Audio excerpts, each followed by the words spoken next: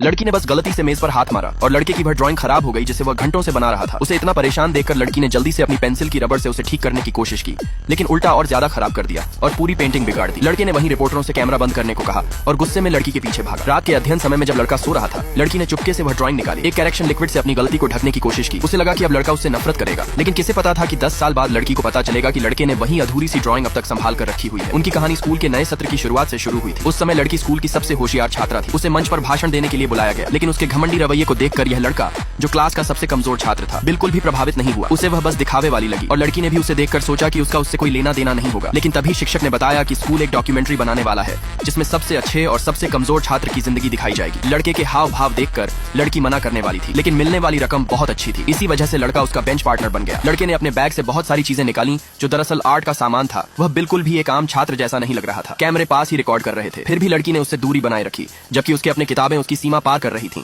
लड़की के सख्त स्वभाव के कारण लड़का उसे परेशान करने की हिम्मत नहीं करता था, लेकिन एक बार गलती से उसने उस पर सॉस गिरा दी। माफी मांगते ही लड़की ने गुस्से में उसी सॉस का पैकेट दबाकर उसे पूरा गंदा कर दिया। इसके बाद लड़का उससे दूर रहने लगा, लेकिन खेल की क्लास में लड़की ने उसे पकड़कर अपने सामने कर लिया और खेल एक तरह से बचाव का खेल बन गया। कई बार गेंद लगने से लड़का चक्कर खा गया। जब एक तेज गेंद आई तो वह झुक गया और गेंद सीधा लड़की के माथे पर लगी, जिससे वह गिर गई। लड़के को बहुत बुरा लगा और उसने तुरंत हाथ बढ़ाकर उसे उठाने की कोशिश की, लेकिन लड़की ने उसका हाथ पकड़कर जोर से दबा दिया। उसी दिन लड़की ने देखा कि यह लड़का वही किताब पढ़ रहा है जिसे वह लेना चाहती थी। उसने उसे तुरंत लौटाने को कहा, लेकिन लड़के ने वही किताब बंद की और उसे तकिया बनाकर सो गया। लड़की ने गुस्से में किताब छीन ली ताकि उसे खुद लौटा सके, लेकिन लाइब्रेरी से निकलते वक्त उसने देखा कि खराब नंबर लाने वाला यही लड़का स्कूल में सबसे ज्यादा किताबें पढ़ता है और उसका ज्ञान उससे भी कहीं आगे है।